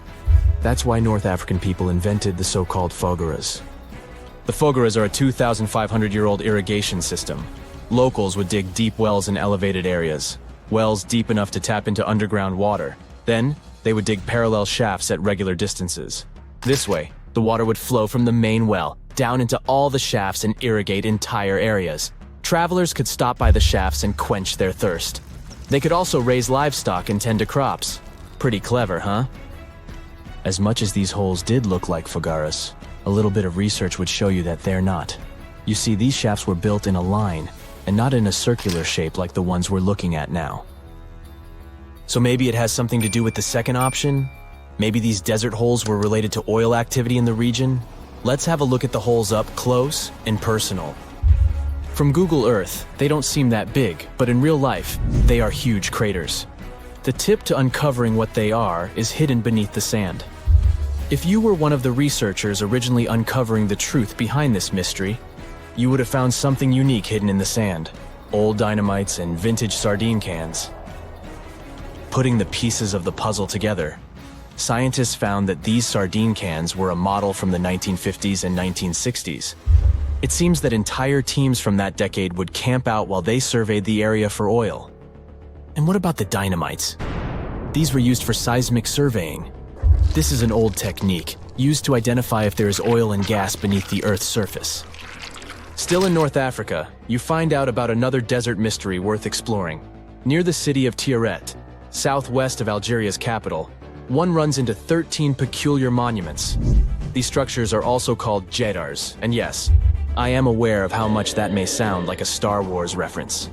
They are pyramid-like in their shapes, and as far as scientists know, They were used as final resting places for the people who lived in the region. Can you guess who these were? Most likely the Berber nomads. And since we're talking about ancient stuff, they were probably built between the 4th and 7th centuries CE. Once scientists began to explore the insides of these monuments, they found they were pretty big inside. They found large underground vaults, chambers, and labyrinth-like corridors that gave way to over 20 compartments.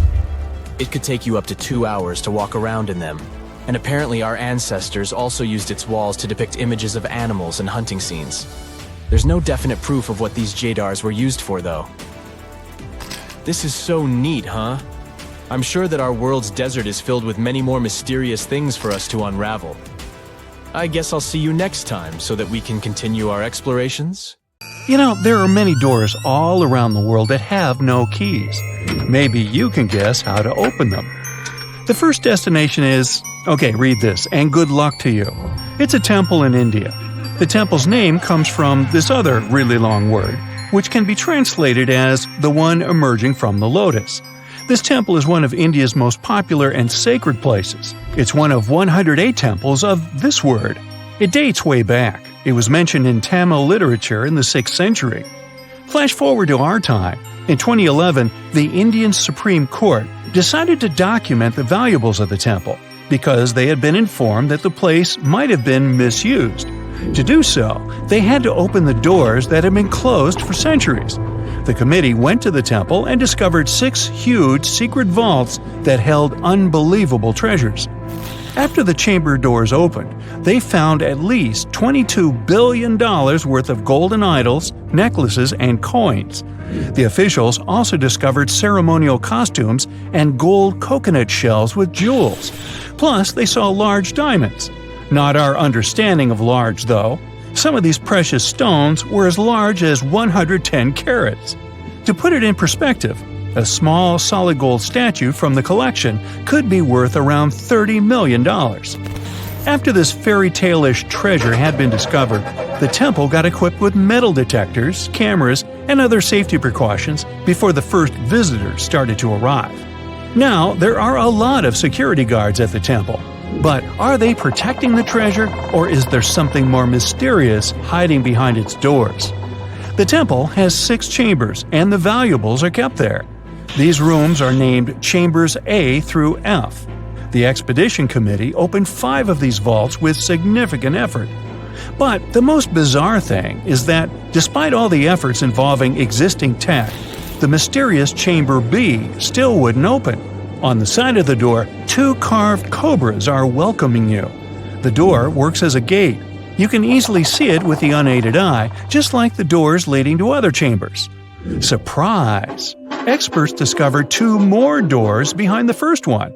The second door is wooden, and the last one is made of iron. Strangely, the last door was sealed. It also doesn't have any means of entry, no bolts, handles, latches, or anything else. To this day, no one knows what's inside Chamber B.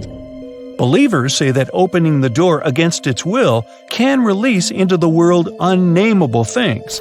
Others say that Chamber B may hide a tunnel. It might not be related to the reasons above, but the High Court of India warned against opening the doors of Chamber B. Now, in 2010, David Crespi, a French engineer, visited Machu Picchu. He discovered a strange door in one of the main buildings. The door was in a narrow path neither tourists nor archaeologists used very often. David believed that the place was an entrance the Incas had sealed for some reason.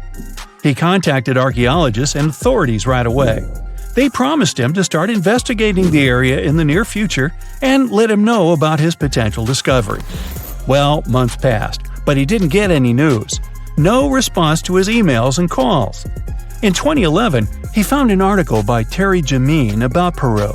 David reached out to him in no time. He described his finding to Jameen. After that, Jameen and other archaeologists went to Machu Picchu to investigate the secret door. They concluded that this door was indeed an entrance sealed by the Incas. The researchers confirmed the existence of 2 entrances found behind the famous door. They also got the 3D representation of a staircase leading to the main room and another chamber. The analysis also revealed several cavities, among which there was a vast quadrangular room. Plus, georadars detected some metals. Those might be golden and silver objects. Jamin and his team thought this place was a chamber of pre-Hispanic times. They believed the door had been sealed by the Incas to hide something important, maybe an enormous treasure or something no less precious. Jamin also claimed that finding this chamber could lead to the discovery of a mausoleum. Jamin submitted an official request to the Peruvian authorities for permission to open the chambers. Yet, neither his application nor requests of other archaeologists have been approved so far. Authorities claim that opening this door could cause damage on the other sides of the archaeological site. Yet, the use of an endoscopic camera has confirmed the hypothesis that the stone blocks at the entrance are only there to close the passage. They are not there to support the internal structures of the building. The third mystery is in Giza, Egypt. Explorers uncovered two secret doors inside the Great Pyramid. There are two tunnels, each around 8 inches wide, that go from the north and south walls of the Queen's Chamber. But the tunnels are closed by stone blocks before they reach the outside of the pyramid. So, where are they leading to? No one really knows the true purpose of these tunnels. Some archaeologists think these doors might be hiding a yet undiscovered chamber. Egyptologist Zahi Hawass explained how these doors were first found. A robot designed for this expedition was sent inside the shafts of the Queen's Chamber to find out what was there. The research team attached a camera to the robot. The footage revealed that behind the stone door, there was another sealed door. The archaeologists were thrilled to see this door instead of just a dead end. The structure of the stone door blocks the other doors perfectly. Experts think it's an incredible bit of engineering. Now, it's not possible to reach the door because it's behind a huge stone block. But archaeologists are trying to find a way to get there without damaging other parts of the structure. These new discoveries have only raised more questions instead of answering the already existing ones. Secrets are still waiting to be revealed. Our final stop is the Taj Mahal, a monument to love. Mughal Emperor Shah Jahan made this memorial to honor the memory of his beloved wife, Mumtaz Mahal. The total number of doors in the Taj Mahal is so great, this video would be days long if we started talking about all the sealed rooms. Experts think that if someone opened these doors after they've been closed for so long, it released carbon monoxide. And when this gas meets the marble, it forms calcium carbonate. That's why this could lead to the appearance of cracks in the minarets of the Taj Mahal. Also, a legend says that if these doors get open, a dreadful curse will be unleashed from the mausoleum's underground chambers. And here's a bonus from Canada: the door of room 873. This is a room at the Fairmont Banff Springs Hotel, which opened in 1888. The story goes like this. Decades ago, someone committed a crime in this room. After the investigation, the hotel administration refurbished the room and rented it out to other travelers. But, rumor has it, other guests who stayed in the room later also faced unpleasant situations. They reported hearing strange noises. The TV in the room kept flickering. It's guessed that the door of room 873 was sealed with bricks. Curious guests who heard these mysterious stories wander along the corridor where the room used to be and knock on the walls to contact potential ghosts. Well, which of these secret doors would you like to open? Experts found the oldest lakeside village ever discovered in Europe underneath the waters of Lake Ohrid in Albania. The lake itself is ancient too. It's said to be one of the oldest lakes in the world. Before this discovery, a village in the Italian Alps held the record. It was about 7,000 years old. But radiocarbon dating shows that the village under Lake Ohrid was built between 6,000 and 5,080 BCE, which means it's around 1,000 years older than any other village in Europe. Around 200 to 500 people lived in this village. It goes back to the time of the Neolithic period. In fact, these people were likely one of the first ever communities that decided to settle down. This discovery wouldn't be so interesting if it didn't have an enigma. Villagers made a wooden fortress of spikes all around their village to stay safe. But safe from what? Something mysterious. These locals went through all the trouble of building their homes on stilts over the lake and surrounding it with spikes for defense. Why did they make things so complex? That's what archaeologists are trying to figure out. Are there any other unusual settlements? Sure thing. For example, Göbekli Tepe. This place takes us back to the very beginning of permanent settlements. It also makes us question everything we thought we knew about how organized societies started. It seems like the fellas who lived there were into something pretty special, like rituals or hanging out together as a community. Around 11,000 years ago, ancient humans carved huge blocks of limestone and somehow managed to drag them to the other side of the mound. These blocks were like canvases painted with images of animals and people. They were placed in circles. Underneath these stones, you'll find the same massive pillars as the ones from the other side of the mound. Around 250 of these pillars hang out on the surface, and researchers also found around 60 of them during the dig. These are like messages from the past, telling us about people who once lived here and the stuff they were up to. These findings challenge traditional timelines and interpretations of early human society. While Göbekli Tepe has gained popularity among tourists, there's another site nearby, Karahan Tepe. It remains lesser known, but equally significant. Both sites challenge the belief that animal farming led to settled life. In fact, it appears people became sedentary first, and then they started animal domestication. They also question the traditional idea that organized societies followed the development of agriculture. These ancient sites suggest that organized communities existed before agriculture, possibly with cultic or communal rituals. These structures suggest complex, multi-purpose functions rather than just religious ones. People gathered in these places for discussion and storytelling, fostering a collective identity.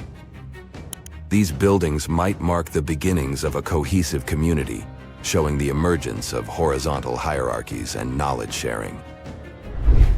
Let's move to the other side of the world. Mexico's 1,500-year-old unknown pyramids are worth talking about. These pyramids have stood strong for all these centuries, all thanks to a secret ingredient from the prickly pear cactus. With its help, indigenous builders crafted these ancient marvels. Gray volcanic rock pyramids rise like a mini mountain range. As we get closer, it becomes clear that skilled hands etched identical steps into the hard rock, forming a staircase of the largest pyramid. The two smaller pyramids, called the House of the Wind and the House of the Longest Night, share the same human touch. Legend has it that these structures hid treasures. But it wasn't until Mexican archaeologists started digging there in the early 2000s that the secrets began to unravel. The House of the 13 Heavens was built around 540 BCE to keep track of time. After all, it wasn't so easy for ancient people to keep track of dates in the days before clocks and calendars. Instead, they looked at the skies and celestial objects. Think of the pyramid as their own cosmic calendar. Its corners matched up with solstices and important dates for planting and harvesting. When you stand on the steps these days, the sun lines up perfectly with the corresponding corner. But these pyramids aren't just about telling time. Quiroz and Zepeda, archaeologists on a mission, are trying to piece together the clues. They've recovered a few artifacts, and that's how they've learned that the ancient builders used the sticky substance from prickly pear cactus leaves to hold their creations together. This ancient technique is still used by some indigenous people today. One surprise after another. The House of the 13 Heavens reveals a skeleton older than the pyramid itself, nearly a millennium older. This means that people carried this body with them for 950 years. It's another mystery. The next stop is Duna de Bologna. It's a Spanish sand dune hiding Roman ruins. This sand pile is near the edge of Europe, reaching out toward North Africa. It's more than 98 feet tall and 656 feet wide. As the winds move and the dune shifts, it reveals pieces of history hidden deep within it. Climate change boosts those winds, moving the dune even more. As it migrates, it shows us traces of people who used to live here. Archaeologists have been busy digging around, and they found ancient tombs. Imagine exploring a sandy maze and stumbling upon these tombs filled with history. The sand has acted as a protector, preserving bones, jewelry, and arrowheads. But that's not all. Nearby, there's an archaeological site from the 2nd century BCE. That's when the Romans were hanging out here. They had a whole city down there, complete with baths, a theater, and a temple. And it was built on top of an older Phoenician settlement. An earthquake shook things up a long time ago, and people left the city. For centuries, it lay hidden under the sand. Modern historians and archaeologists are excited about what else this shifting landscape will reveal. Fingers crossed that this sandy time capsule stays safe and keeps sharing its stories with generations to come. In Peru, archaeologists are exploring the 3,000-year-old Condor's Passageway. A what?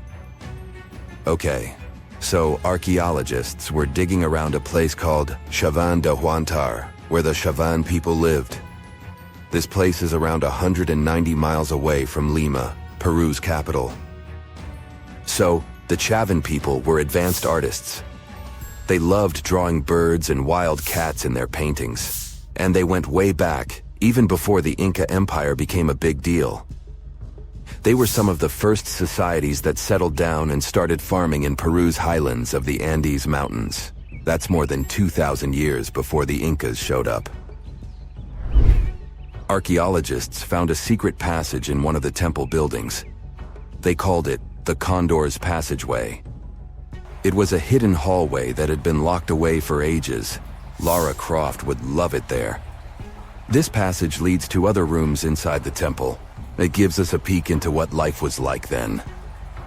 Inside this hidden hallway, the researchers found some neat stuff. Like a big piece of pottery weighing as much as a big bag of potatoes and decorated with a drawing of a condor's head and wings. The condor, by the way, is a power symbol for the ancient Andeans. Archaeologists also found some pottery. All of this stuff was discovered in May 2022 when the entrance to the hidden passage was finally opened. Pretty new. The temple complex where they found these ancient items has other structures, like terraces. And there's still more to uncover. The tricky thing is going forward in these hidden passages. The archaeologists had to send in cameras mounted on robots to explore them first. They didn't want to risk messing up the ancient building or, getting stuck in there. Let's wait and see what else they'll uncover. We know that the ancient Egyptians were talented enough to build something as grand as the pyramids, but were they also smart enough to measure the speed of light? There's a theory circulating online that says exactly that. If you look at these two numbers, you'll see that they match completely. The first one is the speed of light in a vacuum measured in meters, and the second one is the latitude of the Great Pyramid of Giza. So, was it done on purpose, or is it just a coincidence? Well, happily, we can tell you that it's actually just a coincidence, not another conspiracy thingy. The Great Pyramid is just one of the many places in the world that share the same latitude. And more importantly, even if the ancient Egyptians had somehow measured the speed of light and chosen to keep it a secret from the rest of the world, they wouldn't have used meters to put it down. Meters were only defined at the end of the 18th century. The builders of the pyramids used a different unit of measure called cubits. 1 cubit is equal to 1.5 feet. Cubit was based on the length of the arm from the elbow to the tip of the middle finger, and it became popular in the ancient world. So if they wanted to impress the rest of the world and set the pyramids at a point that matched the speed of light in cubits, they would have to build their iconic constructions somewhere in Europe. And then the Danish astronomer who first measured the speed of light in 1676 would have been really upset to know that someone had done it centuries before him. So, although they were ahead of their time in many aspects, the ancient Egyptians never measured the speed of light or used longitude and latitude to map their locations. The base of the Great Pyramid of Giza might seem like a perfect square, but it's actually an 8-sided structure, not 4-sided. Each of its 4 sides has a subtle concave indentation that splits it evenly from base to tip. The official version is that a British pilot was the first to notice it in 1940 while flying over the pyramid. He took a photograph that showed shadows highlighting these indentations. Some people think these lines are only visible from above and can best be seen at dawn and dusk during the spring and autumn equinoxes. This has led to a freaky theory that the ancient Egyptians might have designed the pyramids to communicate with something looking at them from above. Now, the Great Pyramid is one of only 3 pyramids that used to have a swivel door. It weighed around 20 tons, but they could still easily open it from the inside. Its precise fit made it nearly invisible from the outside, with no visible latch or handle. There were only slight variations in the exterior stone that gave out an opening. The other 2 pyramids with similar doors belonged to Khufu's father and grandfather. The Great Pyramid also has a hidden void at least 100 feet long that was only found in 2017. We still don't know what lies within the space, what purpose it served, or if it is the only space of its kind. Researchers used the same tech to see through cathedral walls, Mayan pyramids, and even volcanoes. It depends on a natural shower of subatomic particles called muons. They pass more easily through empty space than through solid materials. So if they arrange multiple muon detectors around a structure, scientists can map out its solid and empty areas. A team of scientists placed muon detectors inside the Great Pyramid and allowed them to gather data for months. Scientists have analyzed samples of the mortar used to build the pyramids many times. Although we know its composition, modern technology still can't replicate it. The mortar is mostly made from processed gypsum, but it wasn't used like the cement we use for bricks today. Instead, they used it to support the joints between the massive stones as they were set in place. The estimated amount they needed to construct the Great Pyramid was around 500,000 tons of mortar. The gypsum mortar is stronger than the stones themselves and has held up for thousands of years. Now, all 4 sides of the Great Pyramid are aligned with the cardinal points – north, south, east, and west. According to geologist and engineer Glenn Dash, the alignment is accurate to within 4 minutes of arc, or 1/15th of a degree. The architects managed to achieve this without modern tools like drones, blueprints, or computers. Many researchers try to explain this construction miracle. Maybe they used the pole star or the sun's shadow. Dash recently proposed a new, simpler idea. The Egyptians might have used the autumnal equinox to align the pyramids. It happens twice a year when the Earth's equator passes through the center of the sun's disk, making day and night nearly equal in length. To test his theory, Dash conducted an experiment on the 22nd of September 2016, the first day of the fall equinox. He used a special rod the Egyptians had to cast a shadow and tracked its tip at regular intervals, forming a smooth curve. By connecting 2 points of the curve with a taut string, he created an almost perfect east-west line. Dash noted that on the equinox, the shadow's tip runs in a straight line, nearly perfectly east-west, and with a slight counterclockwise error. There's a similar error in the pyramids. Although his experiment was conducted in Connecticut, Dash believes that the same method would work in Egypt. All the ancient Egyptians needed was a clear, sunny day. They could determine the fall equinox by counting 91 days from the summer solstice. But they left us few clues, and no engineering documents or architectural plans have been found that explain their methods. So they might have mapped shadows, but it's not definite. Now, scientists have long wondered how heavy stone blocks were carried to the pyramid sites, and they might finally have an answer. A research team from the University of North Carolina, Wilmington, has discovered that 31 pyramids are likely to have been built along a long-lost ancient branch of the River Nile. It's now hidden under desert and farmland. For many years, archaeologists have thought that ancient Egyptians must have used a nearby waterway to transport materials, equipment, people, and whatever else they needed to build the pyramids on the river. But up until now, they weren't certain of the location, shape, size, or proximity of this waterway to the site of the pyramids. The group of researchers used radar satellite imagery, historical maps, geophysical surveys, and sediment coring to map the river branch. They believe it was buried by a major drought and sandstorms thousands of years ago. The team managed to go below the sand surface and get images of some hidden features thanks to radar technology. They found hidden rivers and ancient structures running at the foothills of where most of the ancient Egyptian pyramids lie. The discovery of this extinct river branch helps explain the high pyramid density between Giza and Lisht, in what is now an inhospitable area of the Sahara Desert. Now, Egypt isn't the only country with the most pyramids in the world. The champion's title here goes to its southern neighbor, Sudan. It has between 200 and 255 pyramids, compared to Egypt's measly 138. They were built by members of the Kingdom of Kush, an ancient civilization that ruled the lands along the Nile River many years ago. They started erecting pyramids around 500 years after the Egyptians had stopped doing it. Their pyramids are much smaller than the Egyptian ones, but were built for the same purposes. Archaeologists are still working to find out how the pyramids in the Sudan were built, how long it took to complete them, and what happened to their society.